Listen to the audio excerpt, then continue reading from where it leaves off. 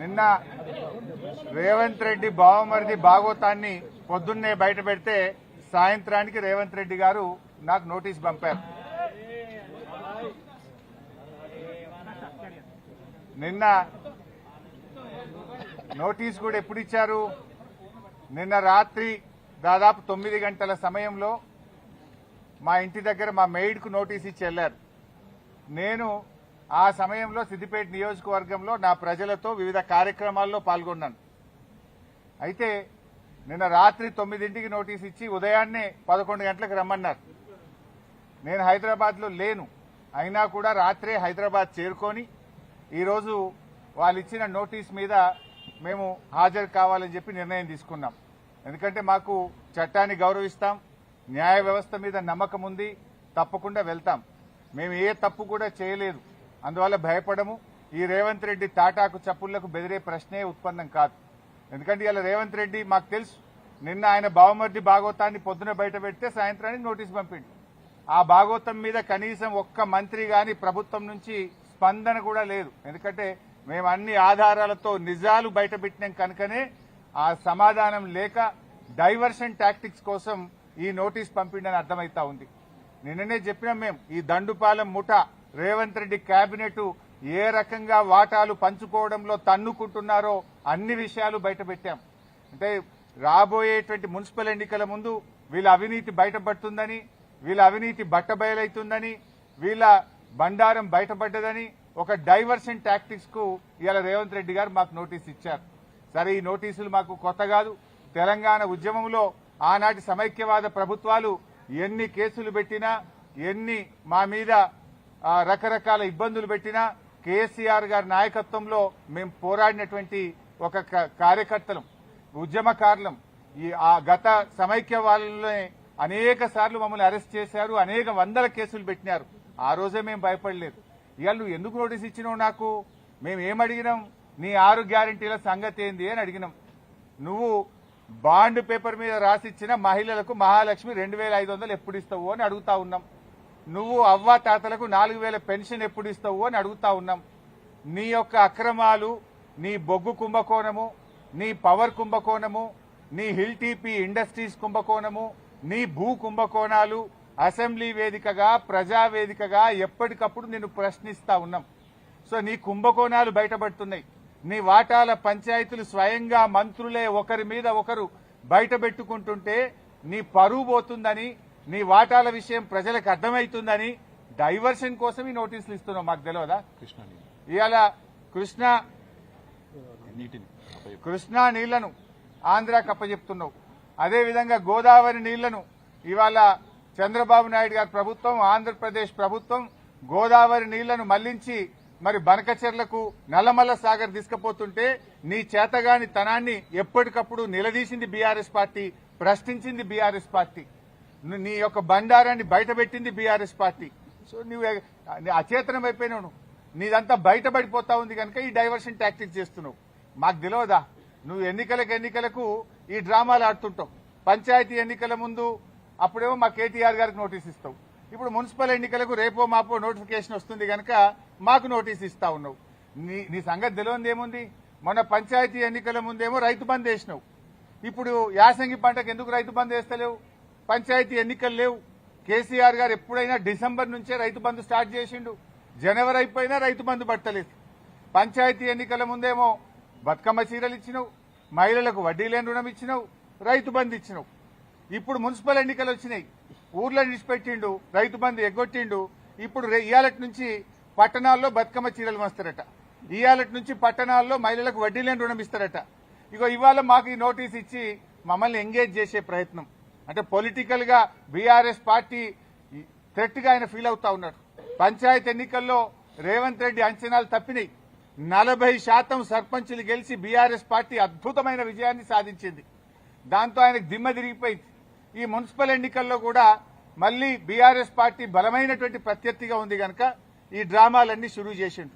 చీరలు పంచి ఎన్నికలు వచ్చినాయి కనుక చీరలు పంచుతా, వడ్డీ లేని రుణం పంచుతా అని డ్రామాలు స్టార్ట్ చేసిండు. మాకు ఈ నోటీస్ ఇచ్చి ఫోన్ ట్యాపింగ్ కేసులో ఏదో ఉంది అనేటువంటి ఒక క్రైమ్ సినిమా సీరియల్ లెక్క నడుపుతా ఉన్నాడు. 2 ఏళ్ల నుంచి డ్రామాలు ఆడుతున్నావు.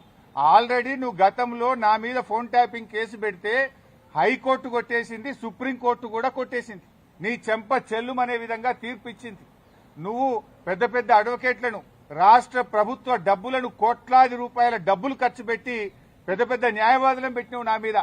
ఎంత పెద్ద న్యాయవాదులను పెట్టినా న్యాయం నా వైపు ఉంది గనక, మేం తప్పు చేయలేదు గనక, ధర్మం మా వైపు ఉంది గనక హైకోర్టులో మేము గెలిచాం. సుప్రీంకోర్టు కూడా నీ చెంప చెల్లుమనే విధంగా నువ్వు స్పెషల్ లీవ్ పిటిషన్ వేస్తే కూడా కొట్టివేసింది. న్యాయం నిలబడ్డది, ధర్మం నిలబడ్డది. అయినా నువ్వు మళ్ళీ పిలుస్తున్నావు. సుప్రీంకోర్టే కొట్టేసి ఇంకా మళ్ళీ పిలుచుడేంది డ్రామా? ఏంది డ్రామా? ఎన్ని రోజులు ఈ డ్రామా నడుపుతావు? 2 సంవత్సరాలు దాటిపోయింది. అంటే ఒక కంటిన్యూస్ గా ప్రజల్ని ఎంగేజ్ చేయాలని, మీడియాను డైవర్షన్ చేయాలని, ప్రజల అటెన్షన్ డైవర్షన్ చేయాలని నువ్వు ఎంత డైవర్షన్ చేసినా నేను ఎడవం. నీ బొగ్గు కుంభకోణం గురించి నిలదీస్తూనే ఉంటాం. నువ్వు ఆంధ్రాకు అమ్ముడుపోయిన విధానాన్ని నిలదీస్తూనే ఉంటాం.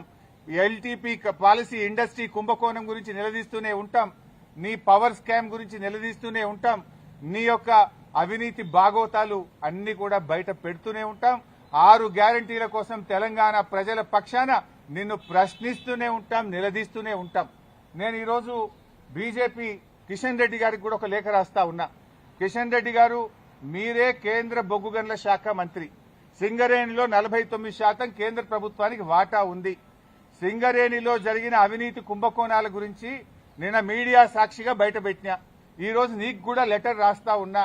నువ్వు ఒకవేళ రేవంత్ రెడ్డితో కుమ్మక్కు కాకపోతే వెంటనే సిబిఐ విచారణకు నువ్వు ఆదేశించాలని చెప్పి కిషన్ రెడ్డి గారిని డిమాండ్ చేస్తూ I'm writing A open letter to Kishan Reddy. Kishan Reddy గారు, నేను అన్ని ఆధారాలు ఇవ్వడానికి సిద్ధంగా ఉన్నా.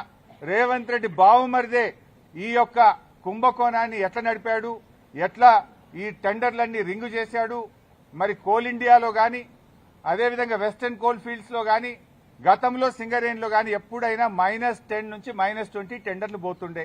ఈ సైట్ విజిట్ సర్టిఫికేట్ పెట్టిన తర్వాత మరి ఎవరెవరు టెండర్లు వేస్తున్నారో తెలిసి రేవంత్ రెడ్డి బావమరిది ఆ కాంట్రాక్టర్లను బెదిరించి వాళ్ళు ఏ రకంగా ప్లస్ టెండర్లు, ఆయన పొందిండు టెండరు, ఆయన ఎవరనుకుంటే వాళ్ళకి టెండర్ వస్తుంది, ఎవరనుకుంటే వాళ్ళకి సైట్ విజిట్ సర్టిఫికేట్ వస్తుంది.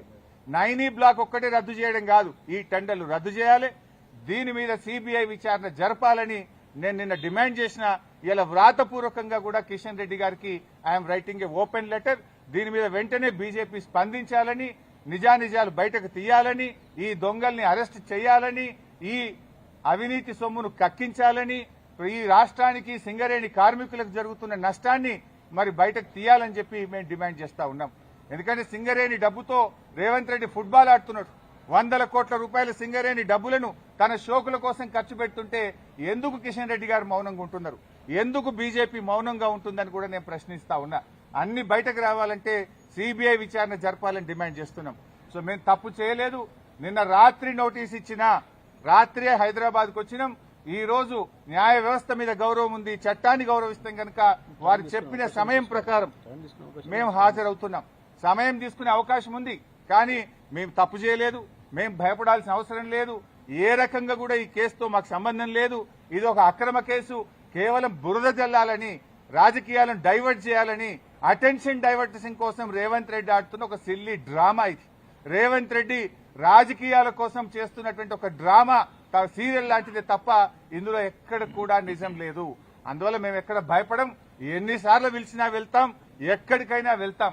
ఇప్పటికే హైకోర్టు, సుప్రీంకోర్టు ఈ ఫోన్ ట్యాపింగ్ కేసులో రేవంత్ రెడ్డి నన్ను ఇన్వాల్వ్ చేయాలని ఎన్ని ప్రయత్నాలు చేసినా హైకోర్టు కొట్టేసింది, సుప్రీంకోర్టు కొట్టేసింది. మళ్ళీ కొత్త డ్రామా పెట్టిండు. మాకు తెలుసు కేటీఆర్ గారిని ఎట్లా ఇబ్బంది పెట్టిందో మాకు తెలుసు. మా నాయకులందరినీ కూడా ఏ రకంగా ఇబ్బంది పెట్టినారో తెలుసు. నన్ను కూడా దాంట్లో భాగంగానే ఇబ్బంది పెడుతున్నావు. మీరెంత ఇబ్బంది పెట్టినా ఉద్యమించిన వాళ్ళం, తెలంగాణ సాధించిన వాళ్ళం. ఈ తెలంగాణ ప్రజలకు అన్యాయం జరిగితే మేము ఊరుకోము. ఈ తెలంగాణ ప్రజల పక్షాన నిన్ను ప్రశ్నిస్తూనే ఉంటాం. తెలంగాణ ప్రజలకు నువ్వు ఇచ్చిన హామీలు అమలయ్యేదాకా నిన్ను ప్రశ్నిస్తూనే ఉంటాం. మీ అవినీతి కుంభకోణాలు బయట పెడుతూనే ఉంటాం. నిన్ను వదిలిపెట్టే ప్రశ్నే లేదు. మాకు తెలుసు రేవంత్ రెడ్డి 3 రోజుల కిందనే ఈ స్క్రిప్ట్ వేసిపోయిండు. ఆయన వరుసగా నోటీసులు ఇవ్వాలని, ఆయన స్విట్జర్లాండ్ లో, ఆయన అమెరికాలో తిరిగొచ్చేదాకా ఈ సినిమా నడపాలి, ఈ నోటీసులు ఇవ్వాలి, వరుసగా నోటీసులు ఇవ్వాలి.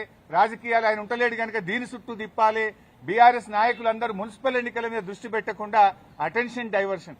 సంగారెడ్డిలో ఒక ఎమ్మెల్యే మొన్ననే చెప్పిండు, మేము ఉమ్మడి మెదక్ జిల్లాలో కష్టపడి పనిచేస్తే ఒక ఆయన చెప్పిండు మొన్ననే, ఇక నేను మళ్ళీ పోటీ చేయా, ఇక నేను మళ్ళీ ఓటు అడగా అని మా దెబ్బ కొడితే మొన్న ఒక నాయకుడు చెప్పిండు. రేపు కూడా నువ్వు ఎన్ని డ్రామాలు చేసినా ఖచ్చితంగా మెజారిటీ మున్సిపాలిటీలు గెలుస్తాం, ప్రజలతో ఉంటాం, ప్రజల చేత నీకు తప్పకుండా ప్రజలే నీకు బుద్ధి చెప్తారు. మేము మాట్లాడుతున్నది నీ అవినీతి మీద బయట పెట్టినాం, దాని మీద సమాధానం చెప్పు. నీ 6 గ్యారెంటీల గురించి అడుగుతున్నాం, దాని మీదే సమాధానం చెప్పు. లేని సంబంధం లేని కేసుల్లో మమ్మల్ని పిలిచి ఈ డ్రామా ఆడుతున్నావు, ఆడు ఎంతకాలం ఆడతావో, నీకు సమయం దగ్గర పడ్డది, ప్రజలే నీకు తగిన గుణపాఠం చెప్తారు. తప్పకుండా మేము న్యాయపరంగా ఎలాంటి అవకాశాలు ఉన్నాయో న్యాయపరంగానే ఈ కేసును మేము ఎదుర్కొంటాం. Thank you.